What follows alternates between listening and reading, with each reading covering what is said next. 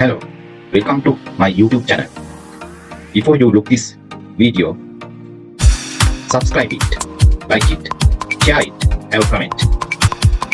Every twice a week, I shall release a video. So don't forget to subscribe and do the bell icon. I shall invite you to look the video from the beginning to the end. You are welcome.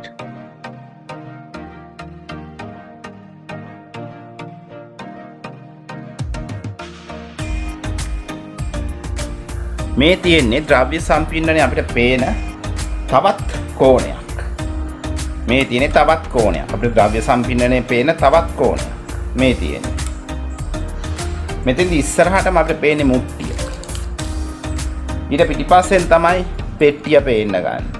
ඊටත් එහා තමයි අපිට රෙදි කෑල්ල පේන්න ගන්න. උසටම තියෙන්නේ මල්ලිත්ත. එතකොට පෙට්ටියට වඩා මේ කලේ උස ගැන අපිට අවබෝධයක් තියෙනවා. රෙදි කෑල්ල ඊට පස්සේ වැටලා තියෙන හැටි ගැන අවබෝධයක් තියෙනවා නේද? එතකොට මේ හැඩය තව ටිකක් මෙහාට අරන් අපි බැලුවොත් ඇඳලා පුරුදු වෙන්න ඕන. මොකද විභාගයට අපිට කොතනක අපේ ආසනය පැනවෙනවත් දන්නේ. ඒ පැනවෙන තැන ඉඳන් කෝණයෙන් තමයි අපිට මේක අඳින්න සිද්ධ වෙන්නේ. අපි දැන් ලෑස්ති වෙන්නේ මෙහි හඳුන්වා දීපු කෝණය තුලින් ද්‍රව්‍ය සම්පින්ඩනය අඳින්නයි. විශේෂයෙන්ම අපි ස්කෙච් එක ඇඳීම ද්‍රව්‍ය සම්පින්ඩනයේ මේ දල සටහන අඳින්න කලින් ස්කෙච් එක ඇඳ ගැනීම ඉතා වැදගත්. එතකොට ඒ කටු සටහනේ තියෙන දේවල් ඇසුරෙන් දල සටහන ඇඳීම අපිට සිදු කරන්න පුළුවන්. මුලින්ම අපි ලෑල්ල 1 point perspective ඒක ලක්ෂ්‍ය පර්යාලෝකණය අනුව මෙන්න මේ විදිහට අපි ලෑල්ල ඇඳහම ඒ හොඳටම ප්‍රමාණවත්. අපි මේ විදිහට ලෑල්ල අඳිමු. ඊට පස්සේ මේ තලය හතරට බෙදා ගත්තාම අපිට ද්‍රව්‍ය ටික ස්ථානගත වෙන තැන් ටික යොදා ගන්න ලේසි. ඊට පස්සේ මෙහි proportions ඒ කියන්නේ උස ප්‍රමාණ ගණනය අනුව අපිට අඳින්න පුළුවන්. ඊට පස්සේ මෙහි එකලස් හැඩ මෙන්න මේ විදිහට තියෙන stages අනුව මෙහි දැක්වෙන විදිහට ඔය වාජනයේ සහිත කොළ ඉත්ත මේ විදිහට අපිට මුලින්ම ඇඳ ගන්න පුළුවන්. ඉදිරියෙන්ම තියෙන්නේ රෙදි කෑල්ල, ඊට පස්සේ භාජනයේ සහිත මුට්ටිය සහිත කොළ ඉත්ත.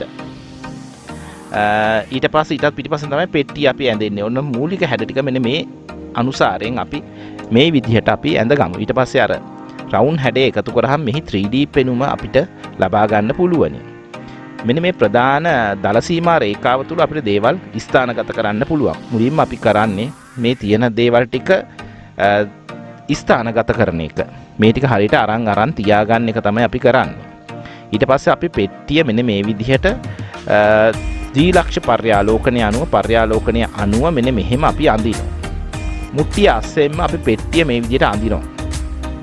පස්සේ අපිට පුළුවන් අනවශ්‍ය රේඛා මකා දමන්න. මුලින්ම ඉස්සරහම තියෙන රෙදි කෑල්ල, මුට්ටිය, පෙට්ටිය වගේ දේවල් එහි පර්යාලෝක ලක්ෂණ එන හැටියට ওই රේඛා තුලින් ඊට කලින් අපි දැක්කුවේ. ඊට පස්සේ අපි මුට්ටියේ හැඩ ටික මෙන්න මේ විදිහට අපි අඳිනවා.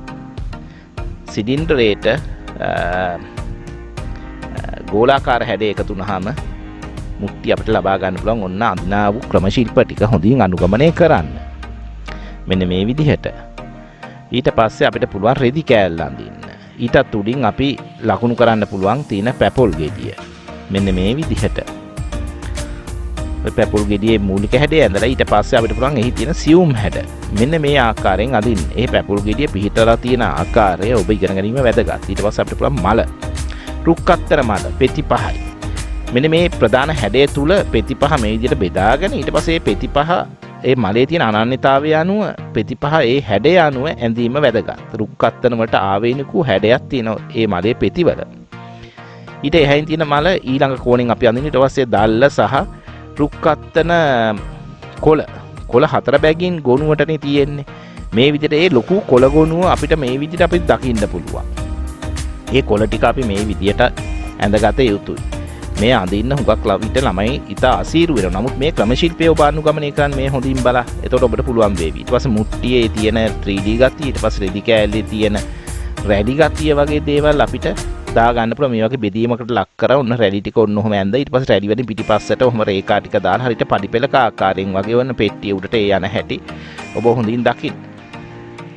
ඊට පස්සේ අනවශ්‍ය රේඛාවන් මේ විදිහට මකන්න පුළුවන්. ඔන්න ලෑල්ලේ පිටිපස්ස හැඩේ අපි ගහගත්තා. ඊට පස්සේ අනවා තවත් සියුම් හැඩ තිබේ නම් දල සටහනේ අපිට ඇඳ ගන්න පුළුවන්. ඒ ඇඳගත්තට පස්සේ අපිට පුළුවන් කුඩා කොටස් තව නිවැරදි යුතු කොටස් ඇඳගත්තට පස්සේ අනවශ්‍ය රේඛා මකා හරින්න. ඔන්න දැන් අපිට පුළුවන් වර්ණ කරන්න. අපි මේ ලෑස්තිනේ වර්ණ කරන්නයි. ලා වර්ණයේ සිට තද වර්ණයට කියන සංකල්පයේ මත උඩ සිට යටට අපිට මේ වර්ණ කර හැකි. මුලින්ම ලා වර්ණයේ දුව ඊට පස්සේ මැද වර්ණ තද වර්ණ. මේ මලක් සම්පූර්ණයෙන් 80ක් 90ක් වගේ මේ වගේ අපිට ඉවර කරන්න පුළුවන්. ඊට පස්සේ සියුම් හැඩ මතු කරන්නේ ඊට පස්සේ. මේකත් එක්තරා ක්‍රම ශිල්පයක්. මීට අමතරව ලා වර්ණේ සෑම කොටසකම ගාලා මැද වර්ණයේ තද වර්ණයේ සෑම කොටසම ගෑමේ ඒ ක්‍රම ශිල්පයක් තියෙනවා. ඉතින් අපි කැමති ලේසි කියලා හිතෙන ක්‍රම ශිල්පයක් අනුගමනය කළ හැකියි. කොළ පාට ලා කොළ පාට ඔන්න ඔය විදිහට අපි කොළවල ඒ හැඩය අනුව ටක් ගාලා ඔය වගේ ගාගෙන යන්න පුළුවන්. ලා කොළ පාට. ඊට පස්සේ මැද කොළ පාට. මෙන්න මේ විදිහට අපිට ගන්න පුළුවන්. නිකන් ලීෆ් ග්‍රීන් එක වගේ කොළ පාටක්. ඊට පස්සේ තද කොළ පාට. ඊට උඩින් සැප් ග්‍රීන් එහෙම නැත්නම් ඩාර්ක් ග්‍රීන් එකක් වගේ එකක් ඊට පස්සේ අපිට ගන්න පුළුවන්. ඔන්න ඊට පස්සේ අපි ඊට හැයින් තියෙන පැපොල් ගෙඩිය. හරිනම් පැපොල් ගෙඩිය ඊට කලින් වර්ණ කරන්න ඕනේ. කොළ ඉතර කලින්. මොකද ඊට හැයින්නේ පැපොල් ගෙඩිය තියෙන්නේ. මෙන්න මේ විදිහට අපිට වර්ණ කළ හැකි පැපොල් ගෙඩිය. කහ පාට, ලා කොළ පාට, මධ්‍ය කොළ පාට, ඊටත් එහා ගියපු තද කොළ පාට වගේ වර්ණ ටික අපිට ගාලා highlights වගේ ඒවා සුදු පාටින් වගේ හෝ සීරුම් වැඩ වලින් අපිට කළ හැකි.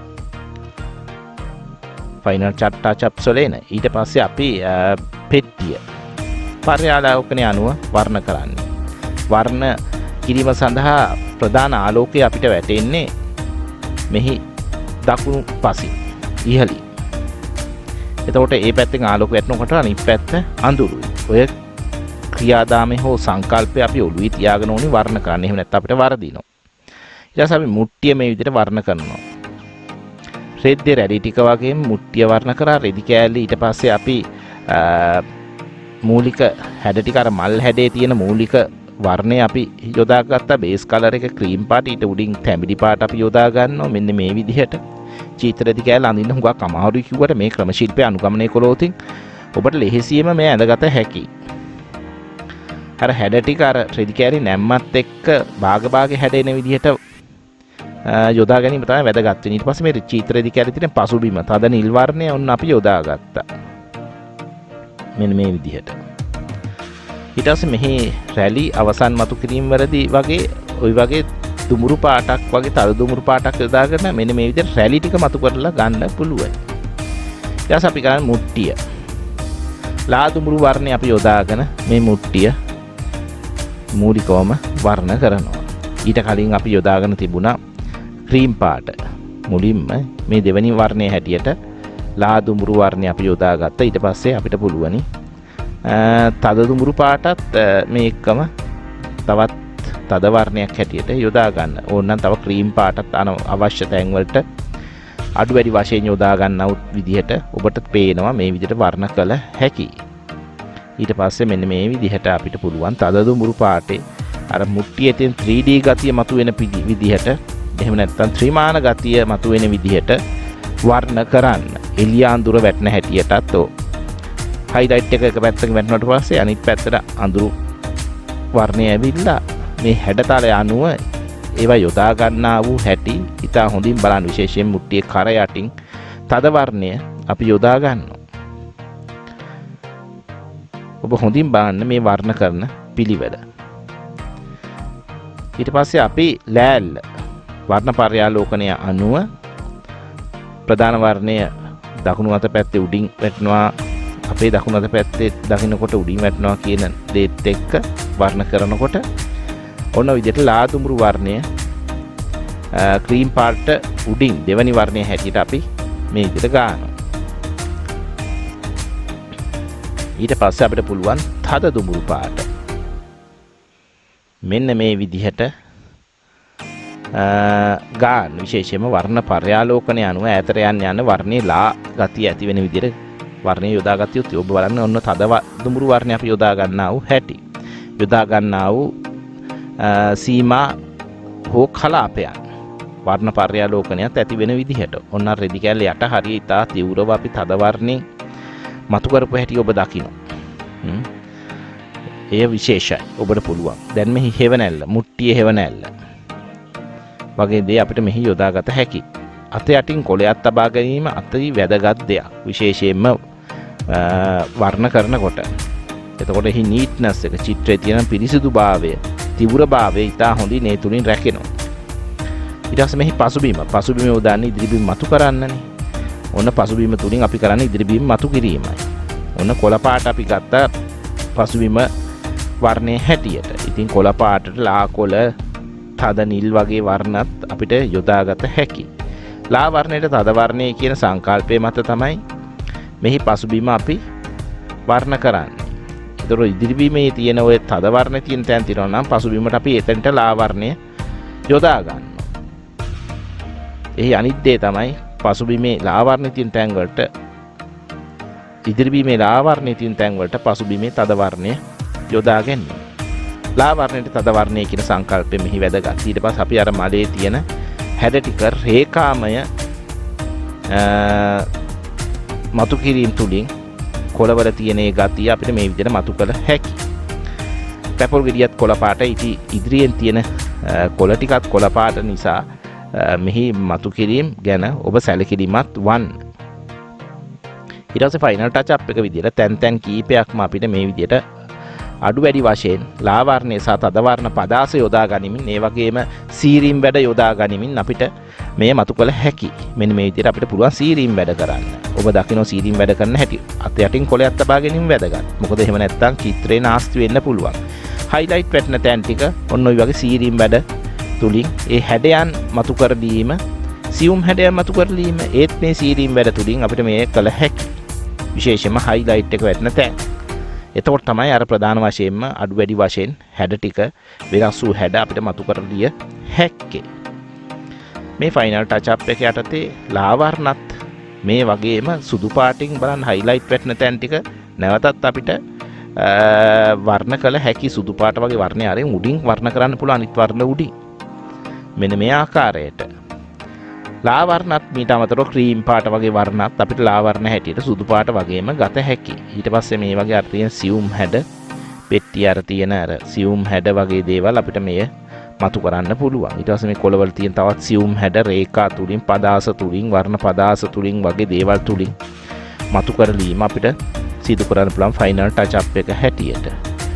මේ විදිහට ඔබ කීප වාරයක් ප්‍රැක්ටිස් කරාම පුහුණු වෙලා මේ වගේ දෙයක් කරොත් ඔබටත් මෙවන් සාර්ථක නිර්මාණයක් කරගන්න පුළුවන් වේවි.